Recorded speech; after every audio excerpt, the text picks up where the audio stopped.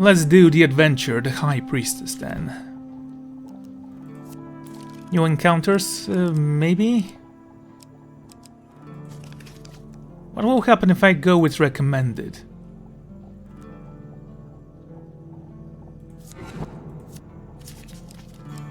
You may take their recommendations if you wish. They will be sufficient for now. Well, let's go with the recommended ones, I guess.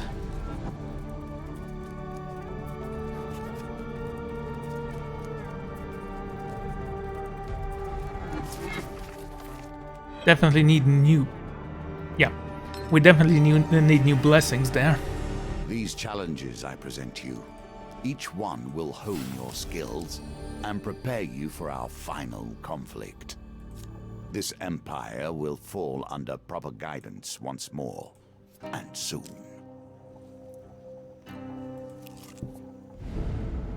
Oh, that's a great start, isn't it? It really depends on if I'm gonna choose again the worst possible outcome. No, a bad one, but not the worst. The wretched smell of fish, meat and stale sweat alerts you to the presence of a bear rising from the elaboration. The furious beast bares its teeth and swipes at you with a giant paw. It's fine, it's just a bear. Ow. Also, let's change my appearance, I'm curious.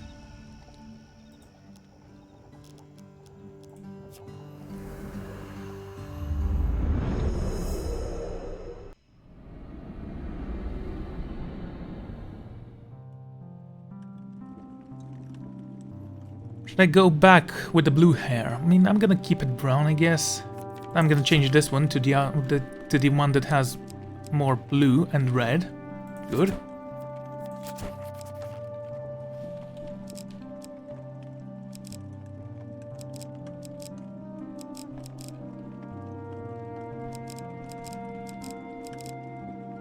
Gonna go with this one, actually.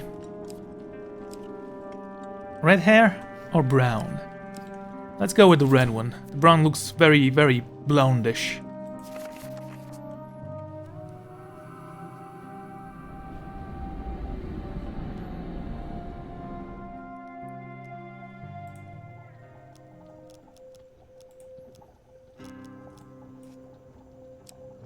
Okay, can I purchase equipment then? The Bastion of Purification, no. Okay. Let's break the camp. Thank you very much. And move on. Oh, look, another one. We might actually die here. It's not going great, is all I'm saying.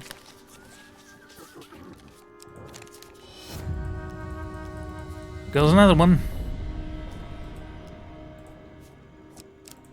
Time passes and things change.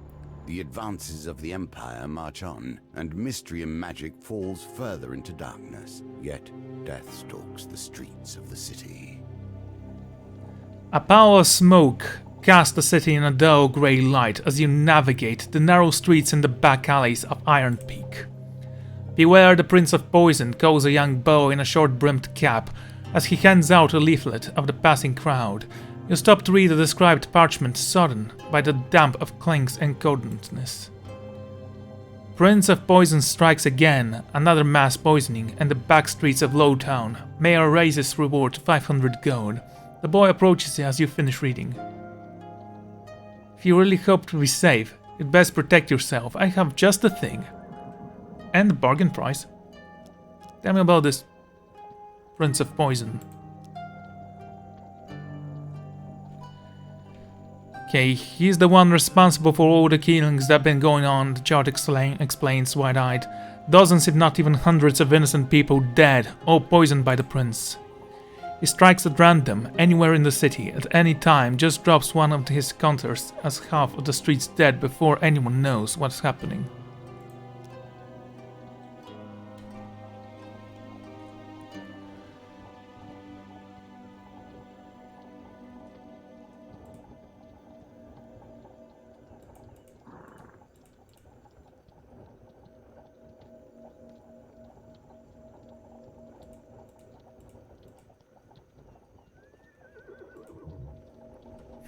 If you really hope to be safe, you'd best protect yourself. I have just the thing. Okay, what do you have? Ask about the dish-bout children in the alleyway. The boy looks over and where you were pointing. Most of them lost their parents to the poison and live on the streets now. The boy shakes his head in pity, saying, "Come from no good home some of them. Came from a good home. Some of them. They won't last on the street. Don't even know what the street corners are best to bag at." The children dressed in the clothes once embellished with silver, buttons and lace, but now torn and crated with soot, swarm around you as you approach with the food in hand. Give them 10 food. A dozen flinty hands stare offered morsels and ship as the children scramble for what they can get. The boy from the street corner runs into the alleyway, gasping in surprise. Never seen anyone give away so much food. 50 children appear from the outer shadows of the bag for food. Suddenly, an armed man springs into the alley, knocking several children to the ground. He pauses to swear and glances back at the way he came. A silver-haired lady, clearly dressed for combat and sporting an early weapon, stands silhouette at the end of the alley. "Running is pointless, Mad Eye," she says, matter-of-factly.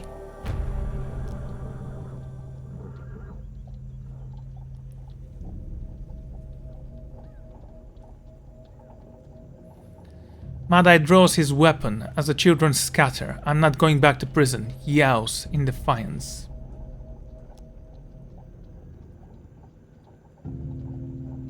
The greed of anarchists. Which one should I attack? Let's attack the one who has escaped from prison.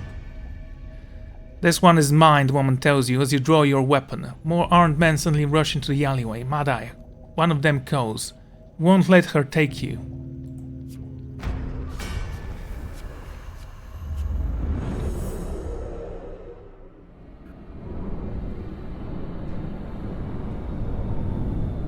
He has a nice gun. The Hunter.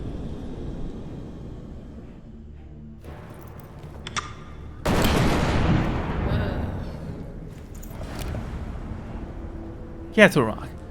You will find no charity here. When activated, Catharak fires her back-holster weapon and causes high damage to enemies in the range. Stay close to charge her ability faster.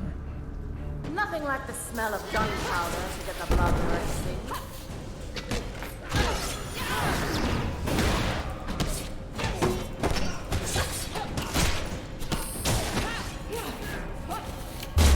Out of my way.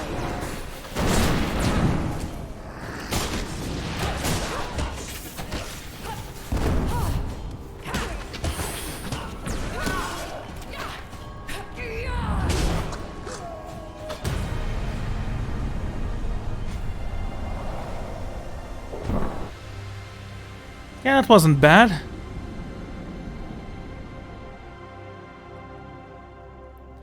The silver-haired woman immediately rushed forwards to stand over Mad Eyes, declaring, "I'm taking the law of life, and I'm getting my payment." Formidable as the woman looks, you turn to search the other fallen men before leaving the alleyway. Get on equipment. Ooh, nice. The Bastion Purification. And some food. Leave the troubled town in Iron Peak with an impression that you've yet not seen all that it has to offer. Okay, did I make the wrong decision here? A simple part of every story, especially a tale spent in the company of allies and boon companions.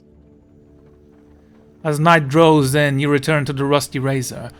A proprietor greets you warmly. What can I do for the savior of the Rusty Razor?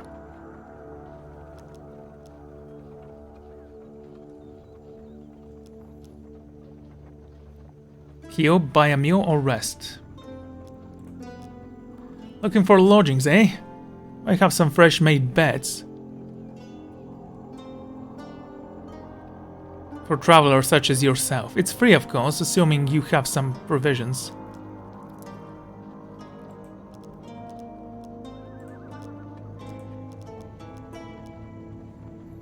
Let's buy some healing. 10 gold for 1 life gain. Okay. The wheel skill is one of my favorite innovations. It combines many different elements of our game into one.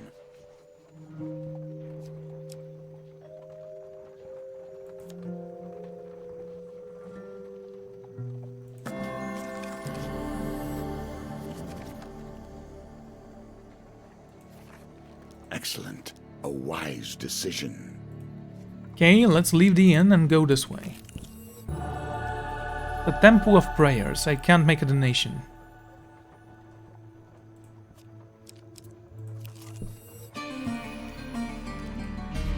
Let's go to the next level. Old witches. I have a fondness for them, but I would not trust them.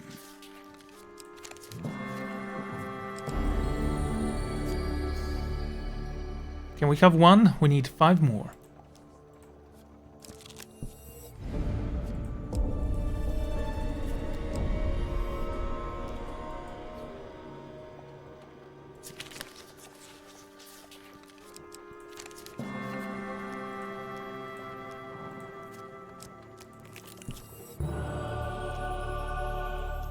Damn it, game.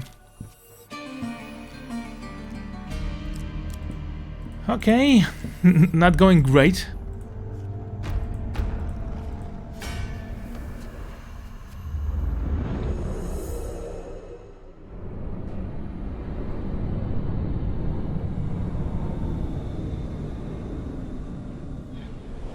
We have the soldier's sword.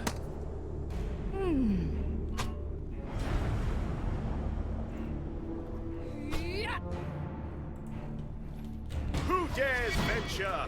None less than the amazing Malaclips and assistant.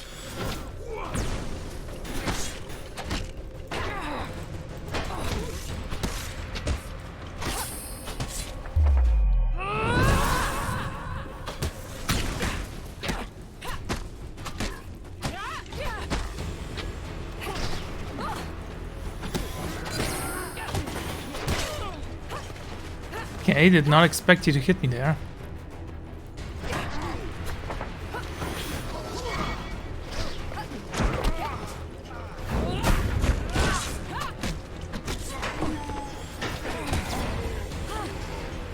That actually hit him, okay.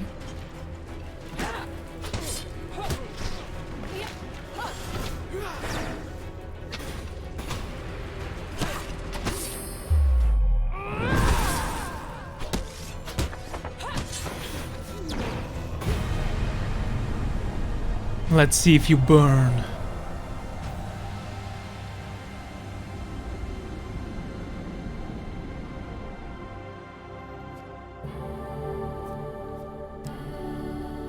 A useful tool, but simple magic. Fire inflicts less damage. Any number of rings can be equipped at once. A little bit of food. Even more food.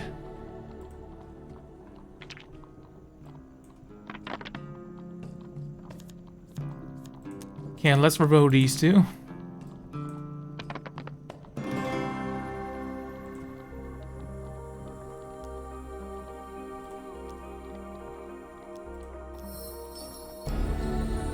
The heroic sacrifice. That's 2 out of 6.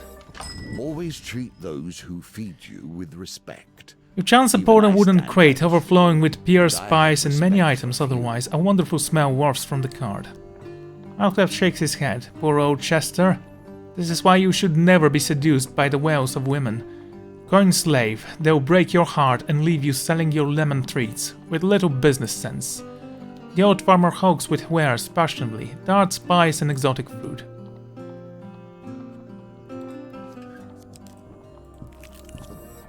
At what age does a child lose their innocence? When do they become the enemy?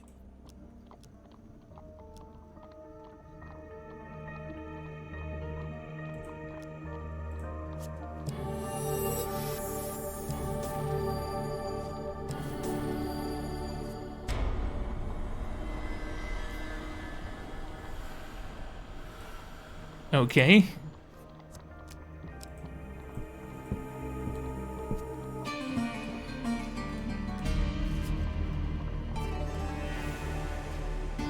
Careful how one deals with old magic.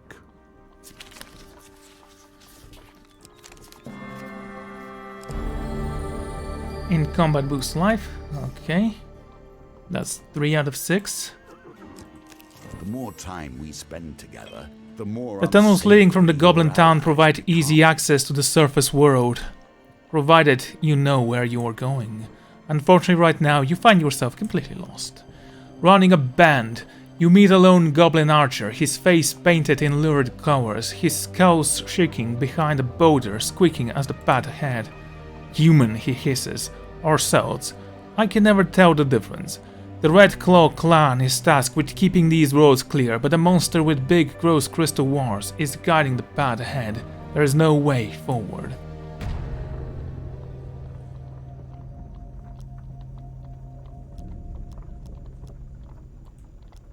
You can't, the little goblin says, shaking his head.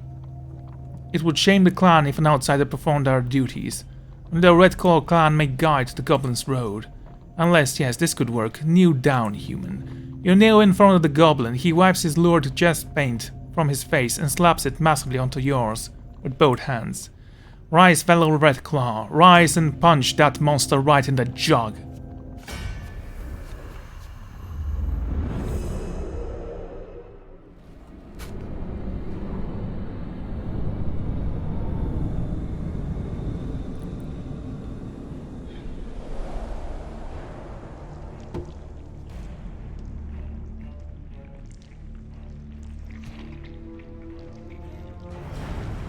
The bastion of purification. Neo was widely interviewed craftsman and also quite mad.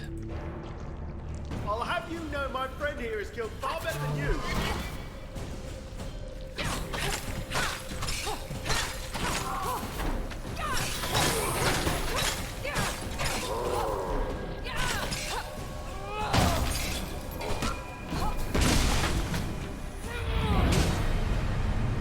Was that it?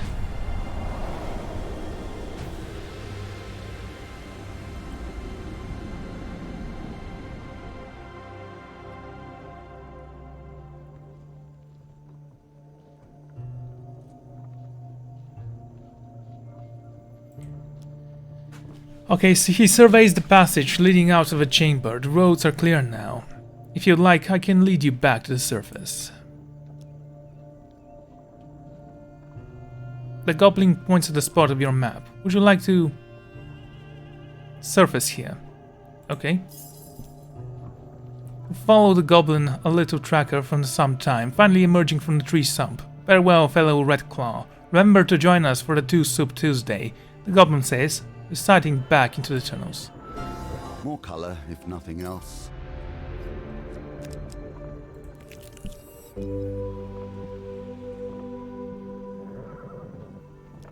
Walking through the shady forest, you encounter a trail of a maiden. She stops to greet you. Okay, let's ask for supplies.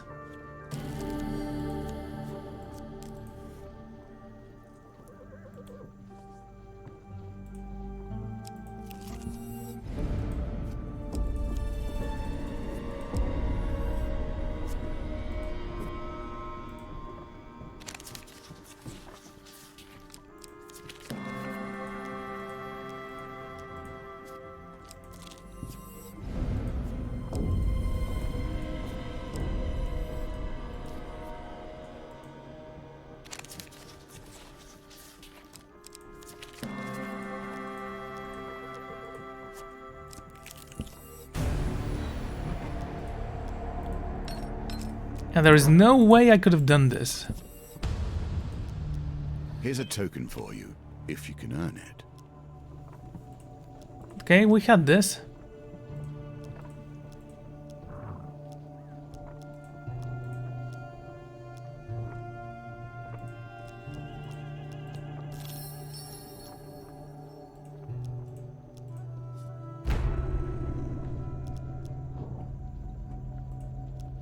You draw your weapon and walk towards the silver-haired woman in a pursuit, but Child's hand reaches out to stop you in your tracks. Watch as the silver-haired woman quickly and efficiently disables Mad Eye with a few rounds from her pistol. She marches past you and unceremoniously ties up Mad Eye, who groans in pain. That's how it's done, rookie, the woman says, acknowledging your presence without bothering to look up from her work. The silver-haired woman pauses to stare at the face of one of the orphan children. She reached out towards the girl and seems to say something, but suddenly blinks and shakes her head. The woman's face is an inscrutable mask once more. She stalks past, dragging Mad-Eye with chin. Okay.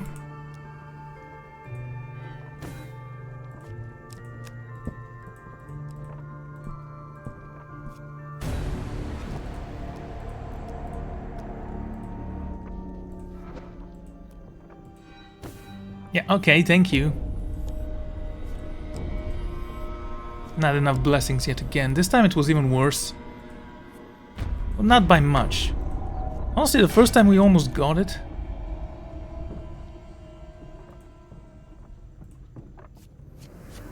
Oh, I actually wanted to see how this actually works, but never mind that. They're not that difficult to kill.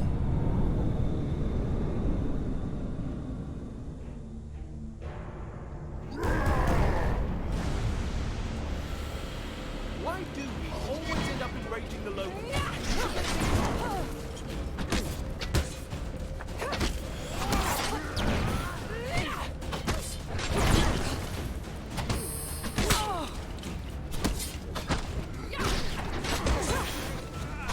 Okay, one gone.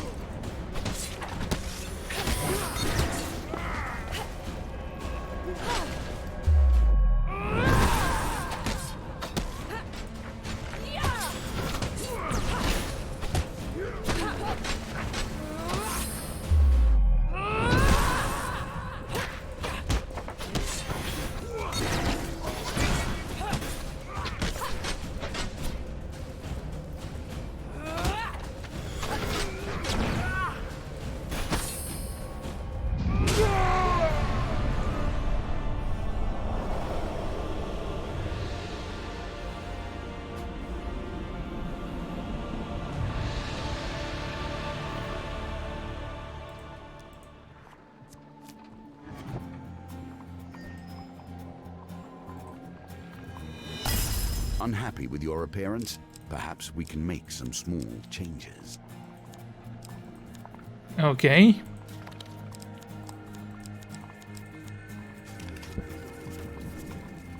Yes, because we held goblins, we now have war paint. But yeah, anyway.